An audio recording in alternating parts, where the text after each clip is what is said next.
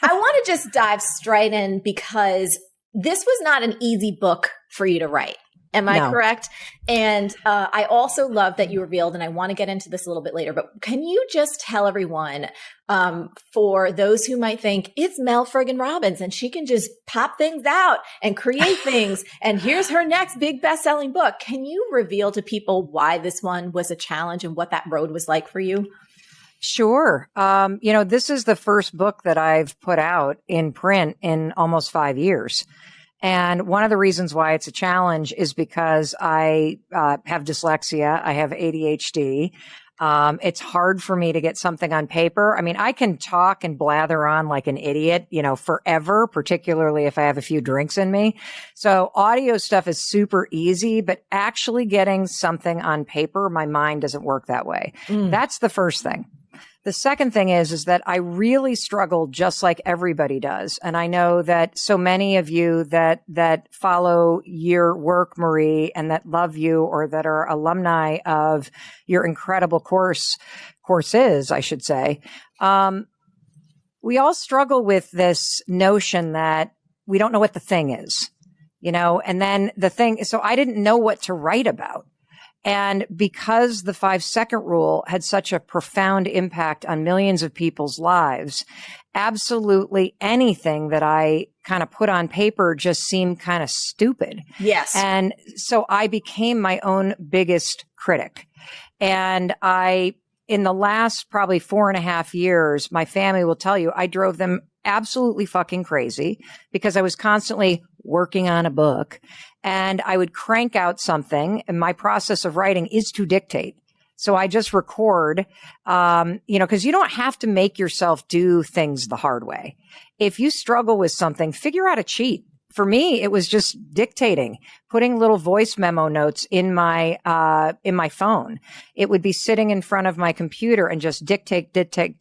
And then we'd send them off for transcription. And then what I would find is that the things that I was saying did not actually translate down to writing. I skip words. I sort of put the front of the sentence at the end of the sentence when I talk. And so we would edit and edit and edit, and nothing seemed good. And I started to feel discouraged. And this was what was going on for 4 years. And okay. I want to go ahead. Let me interrupt you because I really want to unpack this because there's not many people in the world that I can do this with. And I feel like you and I are soul sisters in this way. We so are. So my question for you was the idea for the high five habit there, or were you kind of test driving different? Oh my God, no. The idea for the high five habit was nowhere on the radar screen. Yes. I was writing things like, motivation is garbage. That's what we should do because of that clip that went viral with Tom Bilyeu. And that just kind of didn't light me up. Yes. And that's how you know if you have an idea that's for you. An idea that's for you is sort of like a little spark in a forest almost. It's like that little first pop that you feel energy, a great idea that's your idea or that's the right idea for you. It might not end up being the thing. Yep. It expands you. There's a little bit of something. And honestly, as I was working for the last 4 years, I felt dead. I felt defeated. I just knew even if I pushed an idea forward, Marie, it wasn't it. Yes. And so So I want to play with that for a minute because did you have the feeling, two things. One, that your best work had already come out, that the 5-second rule was like the thing. For sure. Okay, good. I just want to say that because I've had that so many times. So I just want to normalize that so people don't think you or I or other people like us or people that they admire are these like kind of special unicorns. And two, did you have a voice in your head that said, if I was really a writer or coach or whatever professional leading person in this field of personal development, that I would be able to crank out like a book a year? And by the way, it's not like you've been sitting twiddling your thumbs, right? You've got best-selling audiobooks, but I just want to know from the inside out, because I've had this, that because the idea wasn't like right there and you just couldn't do it, that it kind of starts this backpedaling of like, I must just suck. I'm like a one-hit wonder. 1,000%. And then on top of it, I completely tortured myself by watching people that I love, like you or Jay Shetty or, Gabby or anybody that is kind of in even our friend group where I'm like, I love you and I hate you. I love you and I hate you. Why are they able to crank out those many videos? Why are they able to put those courses? There must be something wrong with me. Yeah. I'm just a one-hit pony here. I got lucky on the 5-second rule by the skin of my teeth. That thing got done. It's helping people. Thank you. Thank you. Thank you. I'm done here. There will never be another idea. I'm not as smart as those people. I'm not as organized as those people. I got lucky. Like that is 1,000% what I said. And, the other thing too is that I also felt like I was on the outside. And so I will tell everybody, this is so important because I think when you start launching your own thing, you're lit up because you're finally going to start your yoga studio. You're finally going to start that catering business, or you're finally going to start that flower growing business, or you're finally going to do the thing.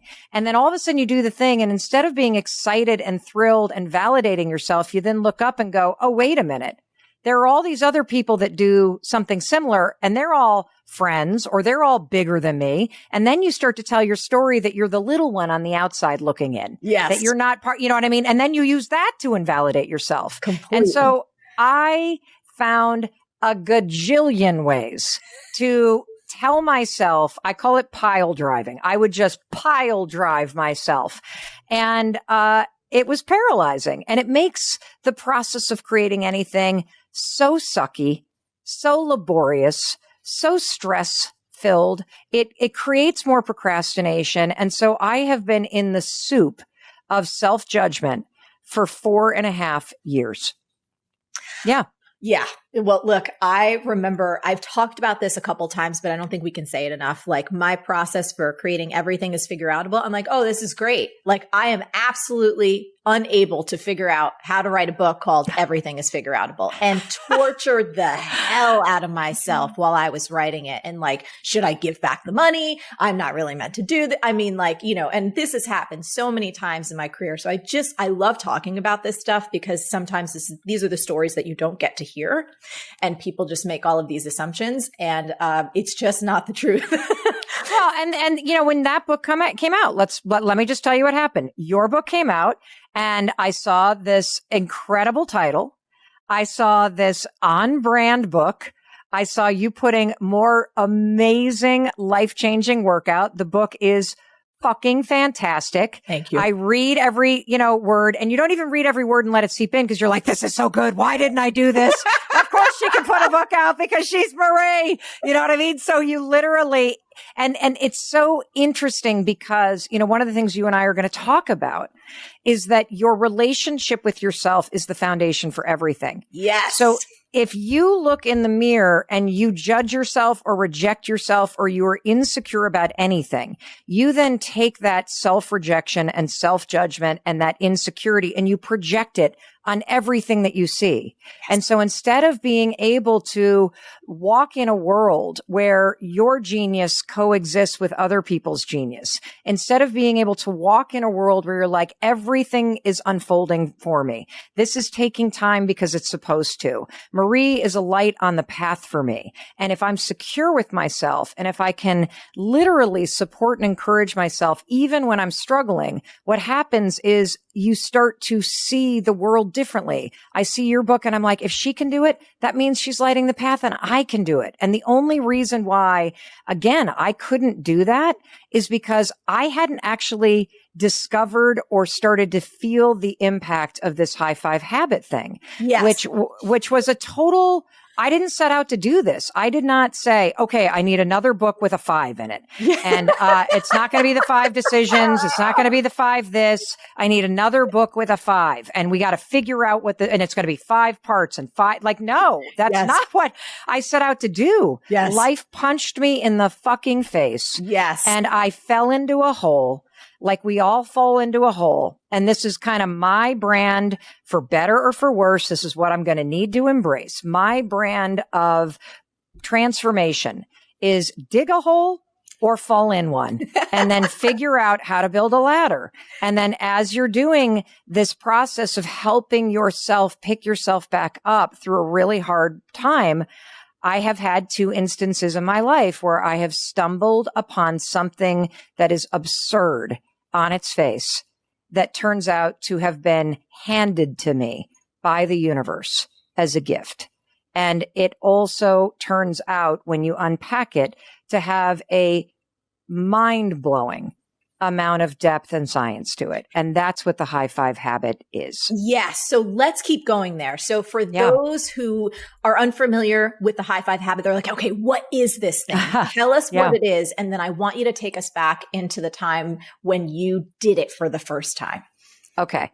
So the high five habit is a very simple habit that I want every human being on the planet to incorporate in their morning routine. And here's how you're going to do it. You're going to, after brushing your teeth, because you got to get that gunk out of your mouth so you don't spread dragon breath everywhere all day. We're going to get the gunk out of your head, your mind, body, and spirit so you don't drag it into your day.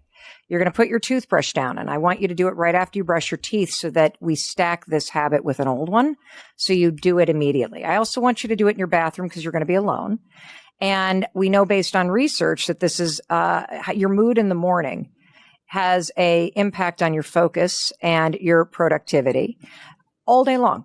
And so we're going to attack this right now. And we're also going to break a really disgusting and ugly habit that every single one of us has that we don't talk about. And that is the habit of either ignoring yourself or judging yourself every morning. And so you're going to stand there, and what you're going to notice is you have another human being in the bathroom with you. Like, this is the profound piece, and I'll kind of unpack it more when I explain how I stumbled into the high five habit, but I want you to stand with yourself. And you may find it very difficult to even look at yourself. 91% of women don't like how they look. More than 50% of women will not look at themselves in the mirror. They're uncomfortable doing it. And so you might feel discomfort. What I want you to do is I want you to ask yourself a question you've probably never asked yourself before. What does she need from me today? And whatever it is that pops in your mind, kindness, patience, she needs to be bold, she needs to bring the fun and the energy, whatever it is that the woman in the mirror needs from you, I want you to think of that. And then I want you to raise your hand, and I want you to high five her. That's what I want you to do. That's the high five habit. And you're going to notice a bunch of things that happen. First of all, you're going to notice it feels very weird. And it's weird because you are doing the opposite of what you always do. Right now, you start your day by beating the hell out of yourself. You start your day by not even looking at yourself. It's weird because this is a brand new neural pathway that we're trying to create in your mind. You know, I'm a right-hander, so I don't even think about it when I write with my right hand. If I were to lose my arm in an accident today and start writing with my left hand tomorrow, I could do it and it would feel weird because it's new. And so just push right through that weirdness. And what you're going to notice is you're going to notice that it's impossible, Marie, neurologically impossible to actually think anything while you're doing it. And the reason why is because you have spent your entire lifetime high-fiving other people. Yes.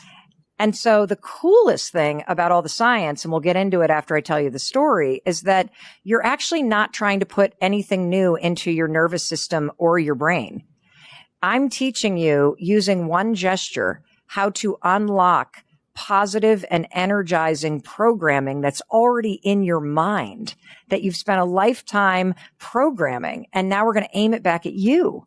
And so, yeah, right? Yes. Right? Yes. And so I'm what like is fist pumping yes. for people on the podcast, and you should watch the damn video because not only do we look cute, but it's great to get the visual. Yes. Yes. So like when you high five somebody, Marie, what are you communicating whenever you go and you high five somebody? I'm communicating, I believe in you. I'm communicating, you are awesome. I'm communicating, I appreciate and adore you, respect you, and want you to win. I was so excited to talk to you because you are a human being who in your spirit, you embody a high five. You are powerful. You are positive. You are celebratory. You are encouraging. You are understanding. You are a cheerleader and a coach and an advocate for people. You're always encouraging people to keep going. That is what a high five represents. You have never high-fived somebody and said, I hate you. Right. You've never high-fived somebody and said, you look like shit. You've never high-fived somebody and said, I hope you lose. Right. And so when you go to raise your hand to yourself, even though it feels weird and even though you're going to resist it the first time you do it, your mind will go silent, and all that positive programming gets married with your reflection. So this is a way using something called neurobics, which is not a word I created. It's a whole field of study about the brain and habits. Who knew? Neurobic activity, physical activity, married with a new thought is the fastest way to create a new neural pathway in your mind. And so when you high five yourself, it's an unexpected new physical activity. Your brain recognizes what the high five is. The second that you raise your hand, your brain turns off your conscious thinking. It taps into the subconscious programming that's all positive, and it marries it with your reflection. That's what happens. And here's the crazy part. So I've been practicing this. I discovered this in April 2020, and I'm going to tell you the whole story because it's so relatable and there's so much depth that I want to kind of unpack the layers of this. I've been doing this for an entire year now, more than a year. And the truth is, I actually don't have to high five myself anymore. Tell me more. Tell me more. Well, I do high five myself. I high five myself in my hotel room today. I high five myself in the elevator today. But I don't have to, because by doing this simple thing every morning, have kicked the bitch, critic, asshole, beat down voice out of my head. When I look in the mirror, I don't even see my face. I see my soul. I see a human being who's trying, a human being who deserves to be encouraged and loved and supported. I look at the woman that I see in the mirror the same way I see my kids. It's like not arrogance or being conceited or anything like that at all. It's just a deep and profound connection and love. Like I wouldn't even think about criticizing her because I know how hard she's trying. And that has been the most profound, I just get so choked up when I think about it. Cause I'm going to be 53 this year. In a little bit, in a couple minutes. Yeah. And, when I think about the fact that for 52 years, I have just beaten the shit out of yourself. On myself. Yeah. Yeah. Listen, you're talking. That's why I was like, you and I share so much of the same DNA. I am so hard on myself. And it's something that and that's why I'm so grateful for your book, because I've been doing it. I've been high-fiving myself, and it has been fantastic to start to quiet that part of my mind that is relentless. Mm-hmm. And my relentlessness can be one of my greatest strengths, because it's like, I will not give up. If there is something that I am passionate about, if there is something I want to learn, if there's someone I believe in, if there's something that I want to see happen, that's kind of part of that everything is figureoutable philosophy, right? But the flip side of that coin is I can be relentless about being hard on myself. And I love what you're sharing right now, because it's such a beacon of hope for so many of us who are good and earnest and trying our best, and yet have had that voice be with us for our entire lives. Yeah. And, let's kind of unpack that sort of relentlessness, because, we're going to talk about the reason why we resist doing this. And one of it is because so many of us have literally chased achievement and doing because we have been trained to believe by our life that when we're achieving, we're lovable. So when you get the good grade, when you get through your to-do list, when you make somebody else happy, that is what means you're worthy and lovable. And what happens is when you've outsourced your worth to doing things or to other people's approval, first of all, you're never in control of it. And secondly, you're always going to be chasing it. Yep. And so that relentlessness is also tied into that self-loathing and that sense that if I'm not doing something that's worthy of love, then I don't deserve the love that I really need and that I desire, and that as a human being is foundational. And so, that's part of it. And then the other thing too, for you and me, is that, like you, this is the other reason why I so get you, is that I will fucking outwork anybody because everything is figureoutable. Like I might not be the smartest or the first or the whatever, but I will outwork you. I come from a long line of farmers and from, immigrant blue collar bakers. Like we will outwork you. It is figureoutable, and I will like literally grind my face into the ground until I figure it out. Totally. But here's the problem with that. We actually squeeze all the joy out of it. Because we are not celebrating the 1,000 things we did right today. We are literally holding out the joy and the celebration and the momentum that comes from also being present to all the things you're doing right as you're relentless. Yes. And this is like one of the best parts, I think, for me of just getting older and getting wiser and seeing things from a different perspective and going like, wow, I love this. Wait, did you talk about you discovering this? Did you talk about the first time I don't think we covered that yet. No. Okay. So what happened is like, we all have that moment when we knew that COVID-19 was going to turn our lives upside down. And this is not a pandemic book. We're all sick of hearing about the pandemic. We're ready for it to be over. But that is when this hit. So do you remember like when all this went down and you're like, oh, this is actually a thing and my life is changing? What was the moment for you? So I have a little bit of a psychic intuitive nature, and I was in London. I can't even believe I didn't get sick. I was hugging like 3,000 people taking selfies late February, came back, flew through New York, came to LA, and I had been paying attention to the news, and it wasn't locked down yet, but it was starting to just gain momentum. And I actually remember, Mel, writing a note to my team who probably thought I was bonker pants. And I told everybody, I said, hey, I'm going to recommend, you're going to think I'm a little crazy. Please go get 4 weeks worth of food for yourselves right now. We have a totally distributed team. And some of them did think I was a little probably off my chain. Here she goes. And a couple of friends that were having events, I said, hey, I'm going to tell you, I think this is really, really big. And they're like, no, Marie, you don't know what you're talking about. So I kind of felt it a little bit early. And then when it happened, Josh and I were in LA and we were just like, oh my goodness. I was just grateful that we were together. And then I was like, okay, I wanted to just kind of buckle down and go. And basically everything is figureoutable. We're going to figure this out about how to stay safe, how to take care of our community, and how to just be with the uncertainty of this moment. Yeah. For me, it was a Wednesday in March in 2020.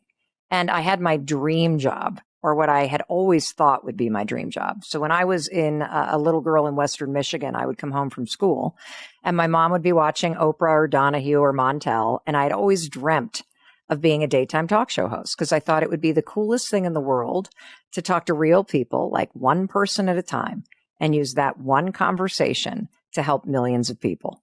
And so this lifelong dream comes true. I launch a daytime syndicated talk show with Sony Pictures Television when I'm 50 years old. And we are taping episode 167 of season 1. And on a Wednesday morning, somebody walked into our studio at CBS and said, we've just found COVID-19 in the building. Everybody needs to evacuate in the next 5 minutes. And like that, everybody scatters and don't get a chance to say goodbye to the 130 people I'd worked with for almost a year. As we get out of the CBS Broadcast Center on 57th on the west side, you could see our offices being evacuated along with 60 Minutes and Entertainment Tonight and Tonight with John Oliver. And I get in the car and I'm driving up the West Side Highway to head back to Boston, which is where Chris and I have lived for, over 2 decades. And the phone rings and it's our daughter and she's in Spain and studying abroad for college. And I hear they're closing the borders. Oh my God, what's happening? And then the phone rings again and it's our daughter in LA and she's a freshman in college and she's sobbing. They're closing school. This isn't fair. What the fuck is going on? Like da. And so for those first 3 weeks when all 5 of us were home, like it's a blur. I mean, I started drinking Bloody Marys at 10 o'clock in the morning, pajamas on.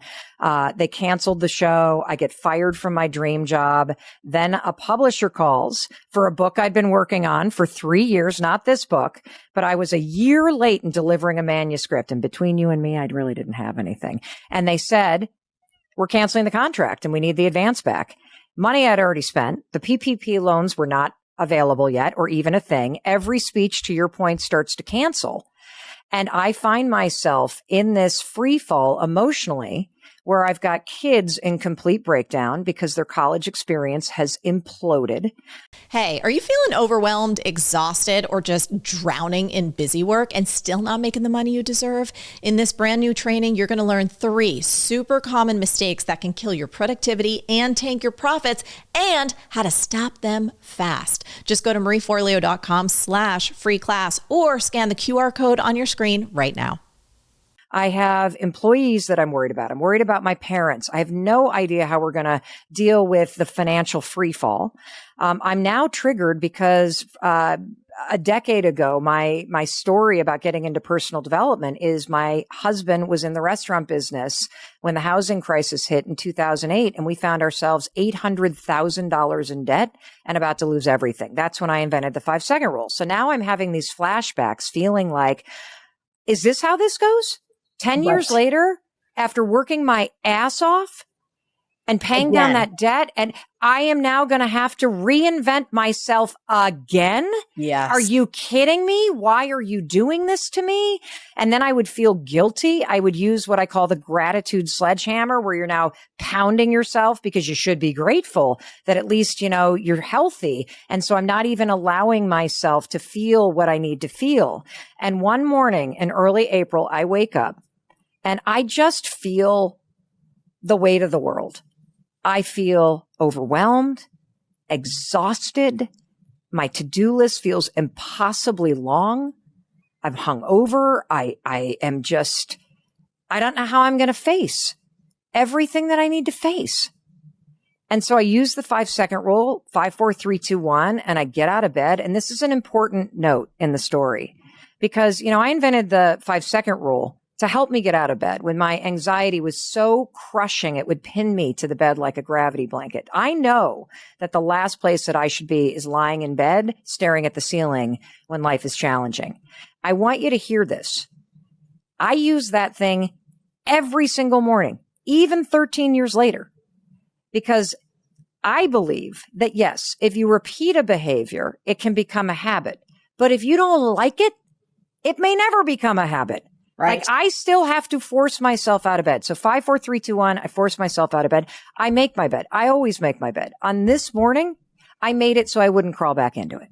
And so I drag myself into the bathroom. I'm standing there in my underwear and I catch a glimpse of myself in the mirror. And I think, oh my God, you look like hell. I honestly felt sad for the woman I saw in the mirror because she looked beaten up. She looked depleted. Yeah. The life force was just drained from her. Yes. And then I started to pick her apart. I'm like the dark circles under her eyes and the saggy neck, and one breast is hanging lower than the other. And then all of a sudden, once your thoughts go negative, it's just going to take you down the spiral. And so then I start the pile driving and I'm like, why'd you get up so late? And you got a Zoom call in 8 minutes and the dog's sitting there at my feet. Why haven't I? And I didn't text Marie back. And I'm just pounding myself into the ground. Now, here's the interesting thing. If you had walked into the bathroom that morning, I could have spun on the dime. I would have been like, Marie, I get it. This is hard. I know. It's not fair. We've worked too hard. Here's the thing though, honey. If anybody can handle it, it's you. I got faith in you. You pick your chin up. You get your ass back out there. Come on, girl. This is going to make you strong. Like I could give you what you needed. But standing there in my underwear, feeling the weight of the world on my shoulders, I could not think of a thing to say. And I don't think I would have believed it anyway because it didn't match how I felt. Now, I don't know why I did it. I actually think it's divine intervention. I think it's the universe. I think this was the moment. Without even thinking, I just raised my hand and I high-fived that exhausted woman I saw in the mirror because I knew she needed it. And here's the thing. It's not like lightning struck. It's not like the heavens opened and like, the angels are here. That's not what happened. No. But I'll tell you what did happen. There was this little switch that flipped. In fact, Jay Shetty, I talked to him the other day about this. He's the one that pointed out. He's like, it's like he's flipped a switch. He's right. And that first morning, it wasn't even like electrical. It was just a small flip.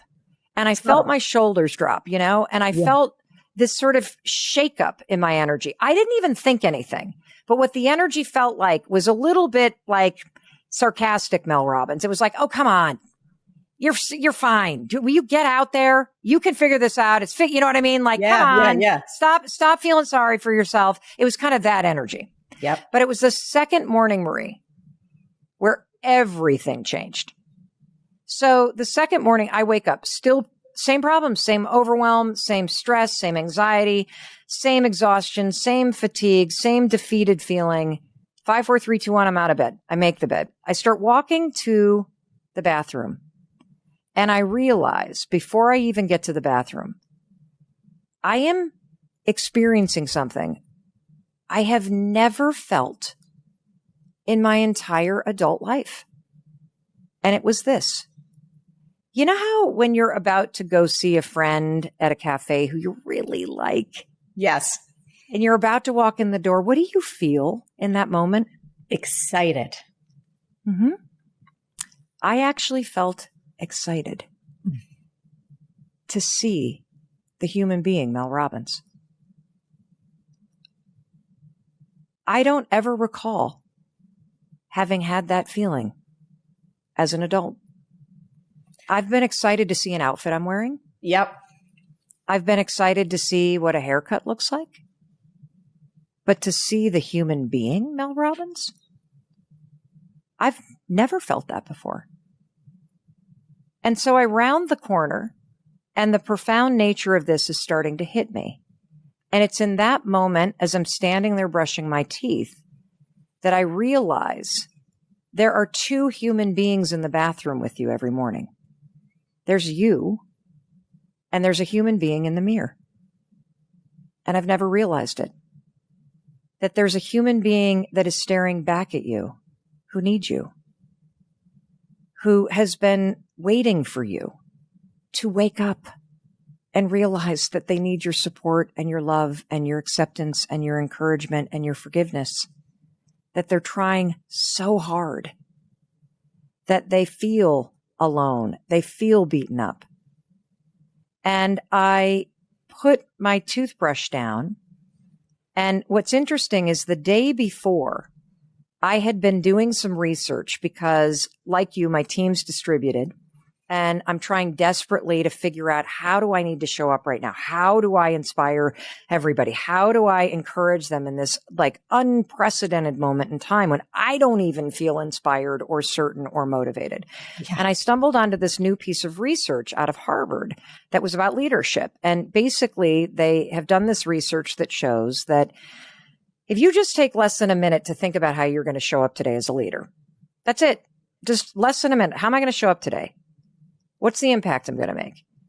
It changes your level of focus. It changes your productivity. It changes how you show up. It changes the impact that you can make. There's this like emotional contagion research about how the emotion that you bring, the intention that you bring is contagious to the people that you're leading or your family members or your loved ones. And so I had just looked at this. And for whatever reason that morning, I decided, well, what if instead of using that for my employees, what if I used it for myself? And I thought, okay, well, how am I going to show up for her today? What does she need? And I immediately just thought, well, she needs me to be really optimistic. That's what she needs. And she needs me to be kind. And she needs me to bring some confidence today, because that's what she needs. She needs to know that that this is figureoutable, that she's going to get us through this. And so I thought about that. And then I raised my hand and I sealed it with a high five. And that morning, I felt the jolt. I laughed out loud because it's so absurd to do this the first couple times. But I did notice that as I left the bathroom, I felt a completely different level of energy. And I now understand why. And so let me unpack, because what happened is I just kept doing it in secret for about 3 or 4 weeks. And then I all of a sudden snap a photo of myself. And had I known this was going to be the photo, I probably would have done it a different morning because I have my retainer in and crazy bedhead. And I posted online, and within an hour, more than 100 people, without even a prompt or a, hey, try this. Right. Were posting photos and tagging me of themselves with their kids alone, all ages, all over the world, high-fiving themselves. And that's when I was like, oh, maybe I'm not the only one who actually needs this. And that's when I dug into the research. And the research is life-changing. So a couple things that I want to explain when you do this, because we've already taught you how to do it. I want you to understand what you can expect. First of all, you know it's going to feel weird. Great. So what? Do it anyway. I need you to do this for 5 days. That's how long it takes to push through the weirdness and the resistance that you're going to feel. And there's only 2 reactions that people have to this when they first start doing it. You're either going to have a really positive reaction where you're going to laugh and you're going to smile and it's going to be funny and corny and all this stuff, or you will burst into tears in a very positive way. This is a very, very common thing that's happening for people. And the tears are a positive release because you are realizing emotionally how much you've longed for this from yourself. Yes. How long it's been since you have done this for yourself. And that's the positive thing. What did you feel when you first started doing it? Well, the first thing, because I am such a friggin' neat freak, and I love that you actually said this in the book, was like, I don't want fingerprints all over my damn mirror. Mm-hmm. Mama don't need one more thing to clean. But then, of course, I got wise to the fact that it wasn't necessarily about touching the goddamn mirror. It was about the gesture and that moment of connection, which could happen even if I didn't touch the mirror. Yes.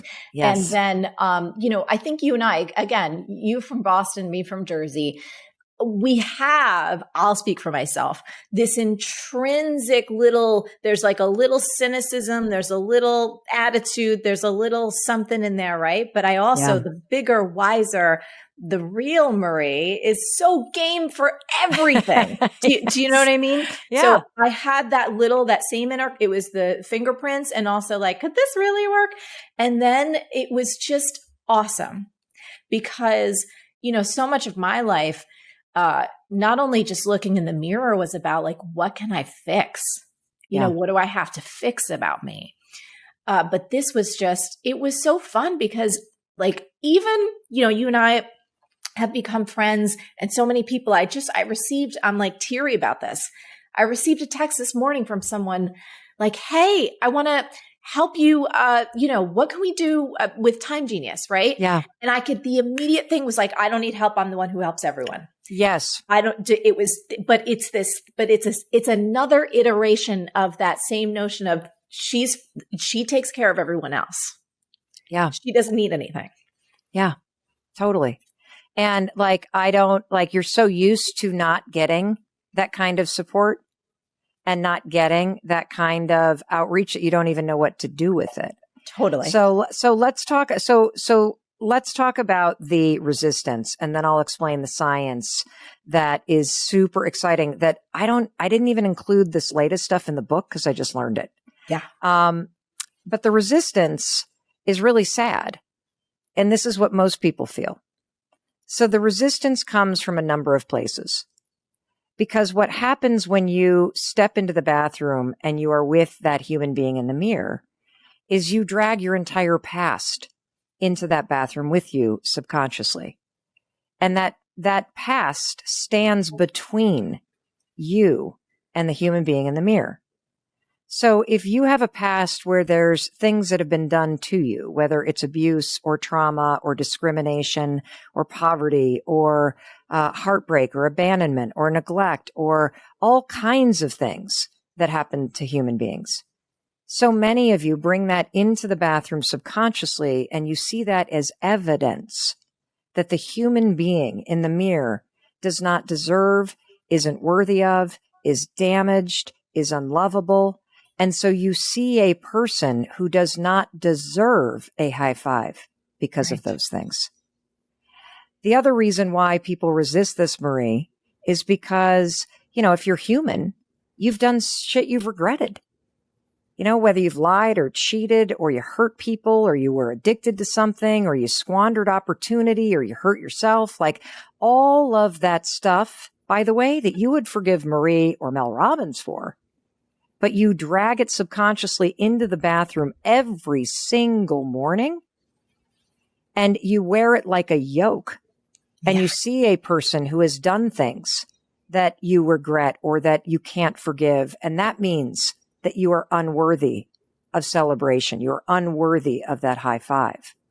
The other piece that we do is we say, well, I only deserve that high five if I've done something worthy of it. So if I don't have the number on the scale, if my pants aren't the size, if I don't have that bank account or that person doesn't love me or I haven't launched that business or I didn't do the thing. If you haven't exercised today, well, then I've screwed up. I don't deserve the high five. And I'm here to tell you that because you've survived those things, because you can drag yourself out of bed, because you are still standing here breathing, you are still trying, you not only deserve a high five, you need one. Because what a high five says isn't, I'm amazing because I'm failed. A high five says, I see you. And I see that you're struggling and I still love you and I still support you. That's what a high five says in those moments. I know you're not at the number on the scale, but guess what? I'm still going to remind you that you deserve to feel good about yourself. You deserve support. Today's another day. You can keep going. We don't stand at a marathon at mile 7 as spectators and cross our arms and go, oh, I'm not fucking clapping for you. Did you see how slow you're running? Girl, look at that outfit you're wearing. We don't do that. No, we clap and celebrate runners every step of the way because we know that's what keeps them going. And if you've ever done a walkathon or a marathon, the single best part of those 26.2 miles is the fact that people are encouraging you. Yes. And you're sitting there waiting for your boss or your spouse or your friends or your family to do the thing, to encourage you, to love you, to validate you. I'm here to tell you, you need to make it a habit to start every fucking day validating yourself, cheering for yourself, because life is a marathon. And this might be a challenging leg where you're like, I'm just going to throw in the towel. I'm not going to do that thing. Hell no. If you're standing in front of that mirror, you deserve to feel the support and empowerment and encouragement that you need. And so stop waiting for everybody else to do it. Stop waiting for the fact that you got to get to the gym or do this. You are doing so much every single day that you don't give yourself credit for. And, I also was thinking about this. Why do we celebrate birthdays? We celebrate birthdays because you're alive. This is a moment every single morning to bring that celebratory energy that you need into your life. And let me tell you why this is going to work. It's going to work, and this comes from our friend, Dr. Daniel Amen, one of the world's leading experts on the brain.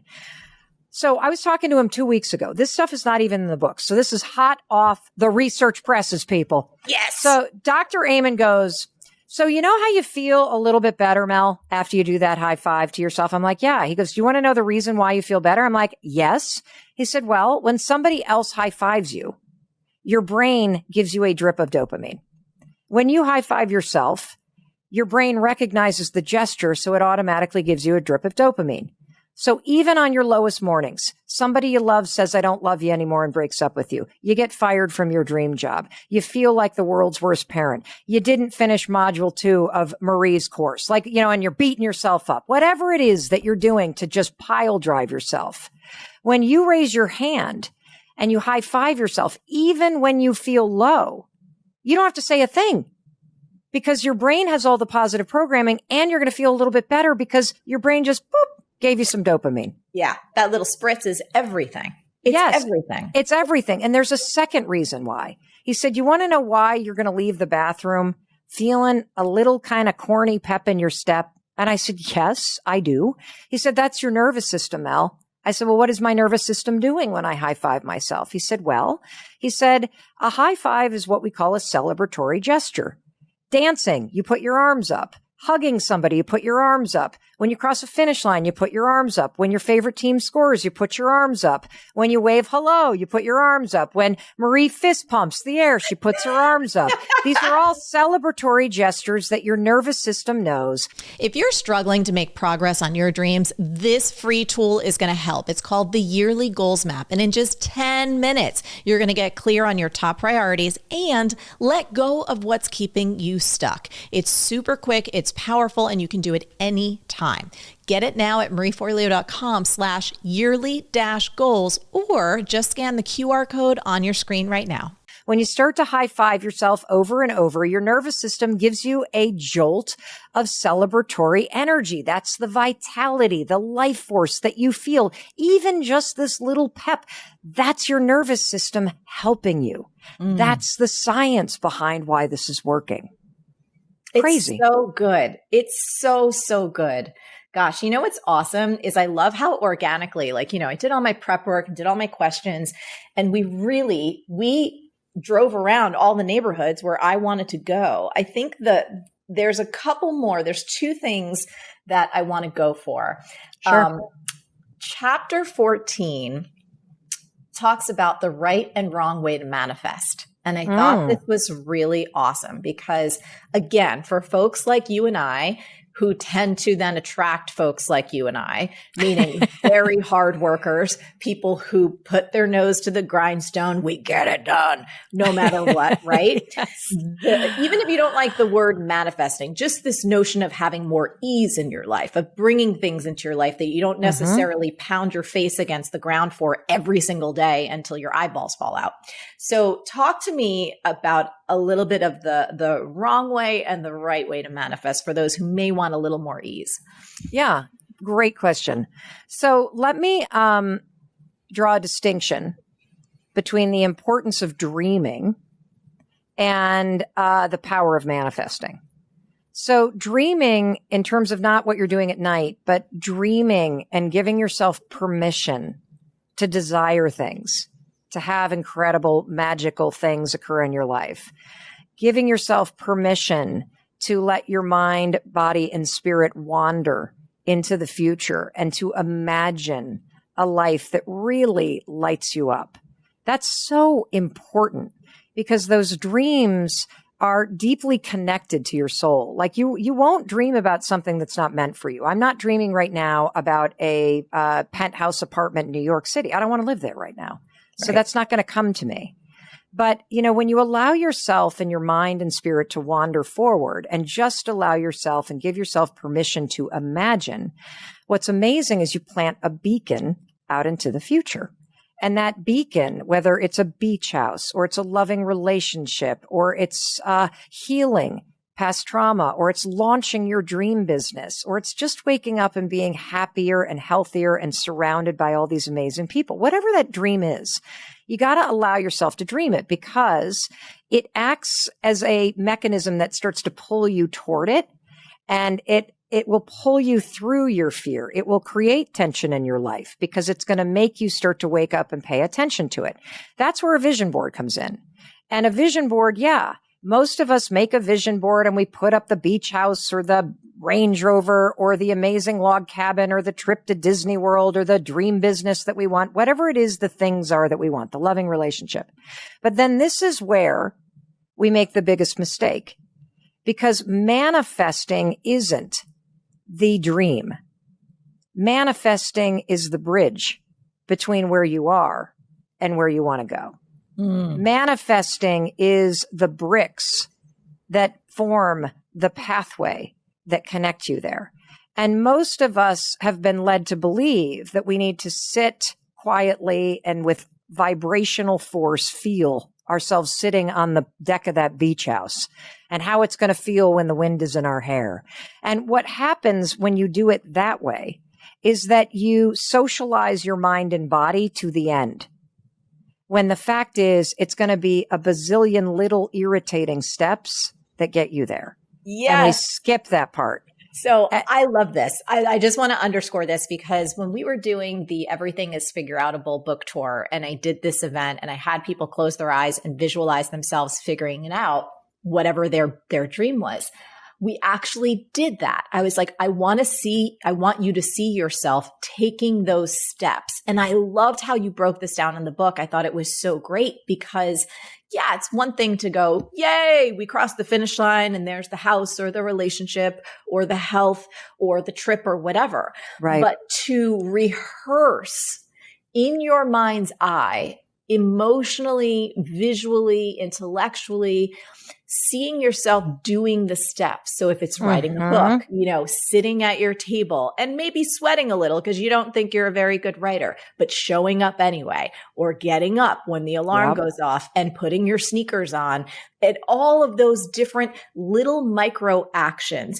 Even if it's a healthy relationship, for me, there's been times where if what I want to shift and change is a reaction that I've had to something, seeing myself with the same situation that could trigger me in the past and visualizing myself behaving differently, feeling differently, watching it. Those are the steps that help me create that shift where it actually happens. So I just wanted to praise you, acknowledge you, and underscore how awesome this is because your mind is so powerful. Our brains are so incredibly miraculous, but we're not given the instruction kits on how to use them. Yes, exactly. So, you want to launch a business, visualize yourself telling your friends you can't come out tonight because you're going to work on something. Visualize yourself hitting that post and then feeling the fear that people are going to judge you when you start posting about something different than your kids or your dream vacations and you start posting about your business. Visualize yourself spending a Saturday while the kids are playing soccer working on something. Visualize yourself hearing no and feeling discouraged and then picking up the phone and making the next phone call. There's something called the Zeigarnik effect in your brain. It's like a little to-do list, a checklist that your brain keeps intact in your mind. And your brain, once you start to socialize your mind, body, and spirit to all these little irritating steps, like you want to run a marathon, don't visualize the finish. Visualize yourself at mile 11 on a training run and it starts to rain and your earbud batteries die and you keep going. Yes. When you do that, what you're doing is you're smoothing out your resistance to all this work that it's going to require to make this stuff happen. Because you are capable. You can figure it out. And you can use simple tools backed by science to lower the resistance in your body and mind to actually doing the things that you've never done before. I love this.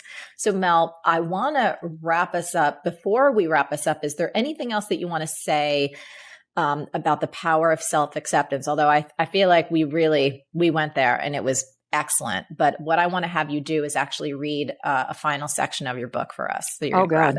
Yeah, I can. I think that one of the things that people really resonate with is there's this one study where they look at NBA teams and you can predict, or researchers can predict, who are going to be the most successful teams at the championship round at the end of a season based on how the teams treat each other during preseason. And the behavior that researchers noticed indicates whether or not a team goes on to be successful or a team is in the bottom of the league is very simple. How many back pats or fist bumps or high fives do team members give each other in the beginning of a season? And if the team does that a lot in the beginning of a season, they typically go on based on research to be the highest ranking teams at the end of the season, the most winning ones. And the question is why? And the reason is very simple. These are more than gestures. A pat on the back, a fist bump, a high five. That is a fulfillment of a fundamental emotional need that you have to be seen, to be supported, to be celebrated, to be encouraged. And when you do that with a team member, it creates support, it creates partnership, it creates trust.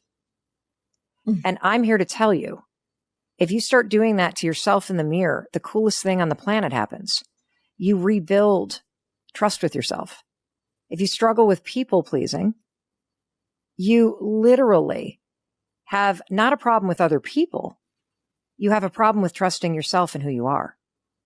And so if you really want to be fulfilled and happy, start by improving the most important relationship that you have. And it's with the human being that you spend your whole life with, the one who's staring back at you every morning in the mirror.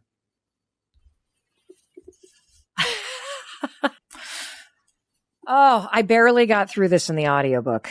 I mean, when I read this chapter in the audiobook, I was literally almost as I read it. And I said to my team afterwards, we need to re-record that. They were like, are you kidding me? So let's see if I can get through this.